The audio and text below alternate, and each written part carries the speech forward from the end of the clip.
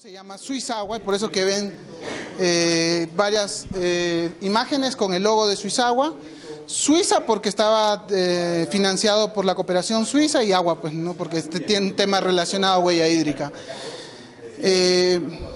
Quiero aclarar que para hacer un taller de este tipo normalmente nos tomamos como mínimo 4 horas.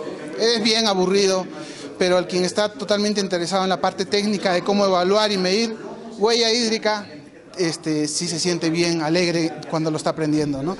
Voy a tratar de hacerlo corto, como les decía. Ustedes seguramente algunos conocen el concepto, algunos no. Huella de carbono está muy conocido. Huella hídrica, recién en el año 2014 lanzaron o publicaron la ISO 14046 sobre huella hídrica, guía, requerimientos y requisitos para evaluar huella hídrica. ¿Alguno de ustedes sabe, por ejemplo, cuánto se consume por una taza con café? ¿Cuánto agua? ¿Alguna idea? No lean, no vale copiarse. Una tacita que tomamos todas las mañanas. No, ya me dijiste la respuesta. ¿Y por qué?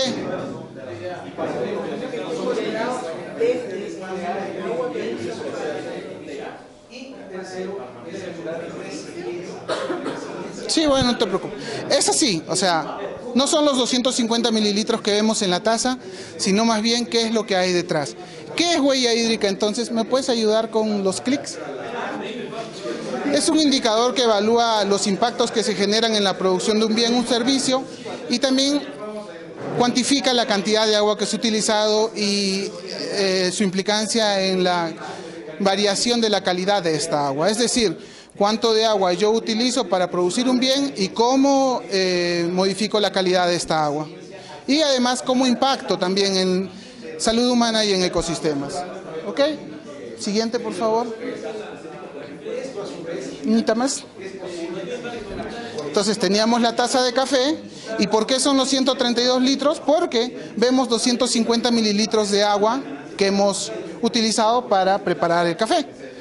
Pero también hay una cadena de suministros que está detrás y que principalmente está relacionada con el café, el grano de café o el café que está tostado, y el café que está en lata en nuestra casa, y la caña de azúcar o el azúcar que viene en grano, ¿cierto?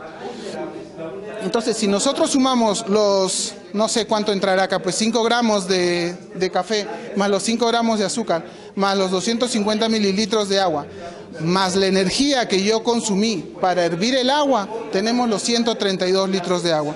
Entonces, en otras palabras, huella hídrica es un inventario de lo que se necesita para producir algo y cuantificar eso y convertirlo en metros cúbicos de agua. Hasta ahí, metros cúbicos de agua, 132 litros. Pero la ISO 14046 también nos habla de agua consumida, uso de agua. Para huella hídrica, para la ISO 14046, agua consumida significa, si nosotros tomamos agua de una cuenca, la utilizamos para producir un bien. Si somos una empresa, una agroindustria, la utilizamos para producir un bien y luego la devolvemos a la misma cuenca, pero con otra calidad, es un uso, no es un consumo. Si nosotros incorporamos esa agua en el producto, es un consumo. Si nosotros evaporamos esa agua, es un consumo. ¿Por qué? Porque el agua, bueno, finalmente va a volver a llover, pero no va a caer en la misma cuenca, es decir, no va a estar disponible de la misma fuente que nosotros la obtuvimos. Entonces, agua que usamos menos agua que devolvemos, agua consumida. Siguiente, por favor. Tenemos bien claro entonces qué es, ¿no es cierto? Hay entradas, hay salidas y hay consumo, ¿cierto? Entonces vamos a tener un ejemplo práctico de cómo se evalúa huella hídrica o cómo se hace un balance hídrico, porque huella hídrica tiene, como habíamos dicho, cadena de suministros también. Cómo se calcula el balance hídrico en nuestra casa. Por ejemplo, digamos que esta es nuestra casa. Primero se identifican cuáles son las fuentes de agua. En este caso tenemos 2 fuentes de agua, agua potable y agua de cisterna, ¿cierto? Esa sería nuestra entrada de agua, es decir, 25 metros cúbicos de agua. Y tenemos usos por servicios higiénicos, usos en la cocina, usos por piscina, y usos por alimentos y usos para limpieza, lavado del auto. ¿Qué pasa? Al inicio nosotros tenemos que delimitar el tiempo de estudio. Y si nosotros decimos que este estudio está basado en un mes, tenemos que ver si el agua que está en la piscina empozada se devuelve al ecosistema o se queda almacenada. Si se queda almacenada, es consumo, porque no la estoy devolviendo, ¿cierto? Ni con otra calidad ni nada. Siguiente, por favor. Entonces, para resumir, tenemos 25 metros cúbicos de agua que ingresan, ¿cierto? Usos de agua, tenemos en salidas 5 metros cúbicos por servicios higiénicos, agua para bañarnos, y 5 metros cúbicos por cocina, es decir, para lavar los trastes, para lavar los platos, agua que devolvemos. Con otra calidad, sí, contaminada probablemente, pero la hemos devuelto. ¿Y qué agua no hemos devuelto? Bueno, no hemos devuelto los 10 metros cúbicos de la piscina, porque es agua que estuvo almacenada. Si extendemos el tiempo de estudio, probablemente ya no sea un consumo, sino sea un uso de agua. Pero en este caso, los 10 metros cúbicos porque estuvieron almacenados.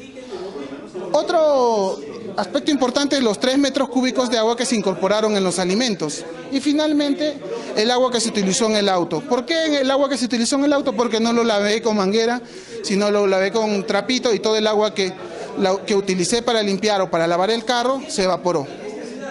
Entonces tenemos bien identificados. En este caso, 15 metros cúbicos de agua sería nuestro primer consumo directo, consumo de agua que vemos, consumo de agua que podemos medir, que podemos observar. Siguiente, por favor. Sí, es el agua que uno se toma.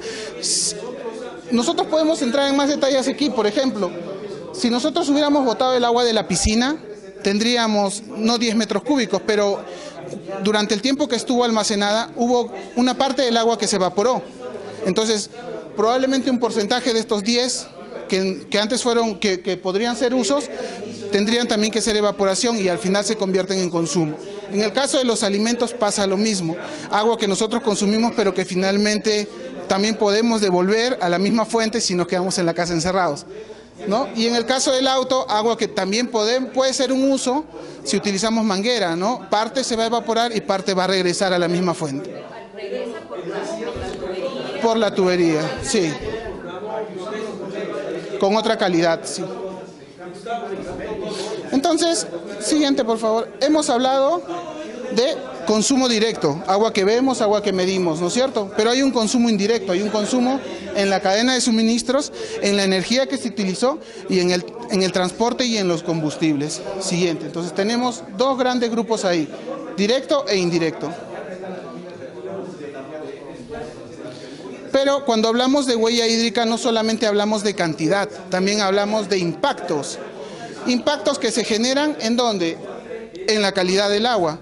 ¿Y cómo se generan estos impactos en la calidad del agua? Huella hídrica considera la cantidad de agua que se utilizó, la calidad de agua con la que se retornó al sistema o al ecosistema y el estrés hídrico de la zona en la que extraes. Es una relación directa, prácticamente es una multiplicación de cuánto agua consumí, cómo devolví esa agua, con qué caracterización físico-química y si es que esa agua está en una zona con alto estrés hídrico. Por ejemplo, volvemos a la taza de café o la taza con café. ¿Es lo mismo producir una taza de café en la India que en la Amazonía? O perdón, en África que en la Amazonía. No es lo mismo, ¿no es cierto? En un lugar hay mayor estrés, en otro hay mucha demanda, mucha disponibilidad de agua, ¿no es cierto? Entonces, en una de los lugares que acabo de mencionar, se va a impactar de menor manera, de menor forma, ¿no? Pero no solamente hablamos de la dimensión de cantidad de agua, ni de la dimensión de calidad de agua, también hablamos de las dimensiones de impactos. Impactos que generamos, impactos potenciales que podemos generar en salud humana, porque la calidad del agua no es la adecuada y no descargamos el agua con una calidad adecuada, o en los ecosistemas por la pérdida de algunas especies porque la calidad de agua no es la adecuada para la descarga. Entonces, en términos generales, esto es huella hídrica. Si tienen que hacer un resumen, cantidad de agua, la dimensión en la calidad del agua y la dimensión en los impactos en salud humana y ecosistema. Si sumamos todo esto, tenemos metros cúbicos. Si sumamos todo esto, tenemos metros cúbicos equivalentes. Si sumamos esto, tenemos DALIS, que es una unidad que permite calcular los días que una persona puede perder de trabajar por estar enferma. Y si calculamos, tenemos que poner unidad a esto, es la cantidad de especies que se pierden en un área determinada por la descarga inadecuada de un agua que no tiene la calidad que requiere. Siguiente. Para analizar huella hídrica, como huella de carbono, utilizamos el concepto de análisis de ciclo de vida, donde vemos toda la cadena, ¿no? Podemos verla desde recursos hasta el fin de la vida o incluso el reuso de la materia prima, ¿no es cierto? En industria lo que ocurre es que normalmente hacemos desde los recursos que se han utilizado, desde la materia prima, desde la cadena de suministros, hasta la puerta de la planta. Es decir, si yo produzco café, hasta que tengo el café enlatado o el café en botella. Siguiente, por favor. El análisis de ciclo de vida, de acuerdo a la ISO 14040, nos habla de, primero, definir objetivos y alcances, luego análisis de inventario, evaluación de los impactos e interpretación de resultados. En la definición de objetivos, lo que uno tiene que hacer primero es decir, ¿a qué le voy a medir, evaluar huella hídrica? Le voy a evaluar huella hídrica a la Coca-Cola. ¿Ok? ¿Qué incluye, cuál es mi alcance de mi proyecto? Bueno, toda la planta productora, más áreas verdes, más campamentos, y ahí me quedo porque no tengo alcance para más, no tengo la capacidad. Siguiente. El análisis de inventario es simplemente hacer un inventario de cuánto agua usé, qué materia prima utilicé y qué tipo de energía y transporte utilicé para producir la botella de gaseosa.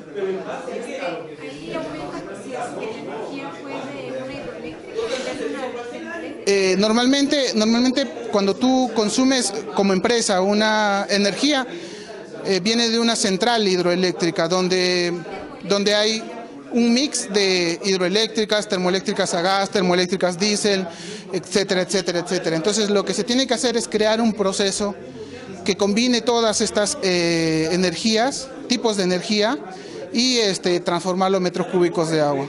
Ese es un tema mucho más técnico. Luego se evalúan impactos, que es como les hablé, es transformar las unidades del inventario en impactos y en metros cúbicos de agua. Siguiente, voy a hacerlo más rápido. Y bueno, finalmente es la relación del inventario y de la evaluación y la interpretación de los resultados en el análisis de ciclo de vida. Siguiente, por favor. Siguiente. Entonces, ¿cómo hacemos esto? ¿Cómo hacemos este transfer entre los 10 kilos de azúcar y los 10.000 litros de agua? Existen bases de datos especializadas que lo que han hecho es hacer el estudio por nosotros y darnos un promedio. Las gotas que ustedes ven aquí simplemente son un resumen de algunos de los estudios que se han podido utilizar para evaluar huella hídrica en otros productos. Por ejemplo, en el caso de la fresa, 347 litros de agua. Estos 347 litros de agua es un promedio global, no significa de que en todo lado se va a consumir esto. No es para el caso de Perú, es un promedio global. Sí, considerando varios países donde se ha ejecutado este estudio, ¿no? Siguiente. Sí, porque allá, el sector agrícola y el ganadero consume mucho agua, ¿no es cierto? Agua para riego o agua para alimentación de los animales. Son las dos actividades que consumen más agua. Entonces, si ven en las gotas, se van a dar cuenta de que todos los productos agrícolas tienen muchísima huella, tienen muchísimo consumo de agua. Entonces, lo que nosotros hemos hecho, y más ratito les voy a explicar, es huella hídrica del espárrago, ¿no? Primero una sencilla introducción a los conceptos básicos, ¿no? Entonces, en este caso, convertimos los 5 kilogramos de aluminio, digamos, en esta planta, que es una planta X, y los convertimos en metros cúbicos de agua. Luego los convertimos en impactos en el recurso hídrico, en salud humana y en un ecosistema. Y luego a partir de estos resultados analizamos y vemos cuáles son las oportunidades que tenemos para reducir o compensar huella hídrica. Siguiente, por favor. Finalmente, a la huella ISO 14040, que era la de análisis de ciclo de vida, se le creó la ISO 14046, que lo único que hace es un inventario de huella hídrica, le incorpora el tema agua, ¿no? ¿Hasta ahí alguna consulta? Sí.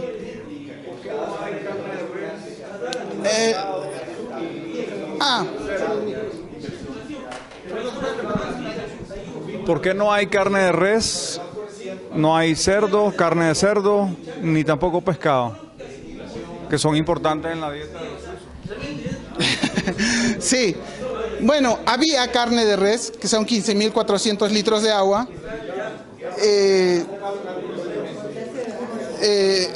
Había carne de cerdo también, no recuerdo el número de la carne de cerdo, pero la carne de res eran 15.400 litros de agua por kilogramo.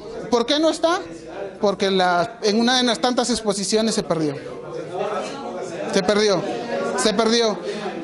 Pero existe la página waterfootprintnetwork.org que tiene cálculos de todos estos productos. Algo que me olvidé de decir y que es importante: Huella Hídrica solamente evalúa consumos de agua dulce. Y por eso el pescado tiene huella cero. ¿Perdón? No, pescado de mar. ¿Perdón? No, me refiero a el kilo de carne como tal.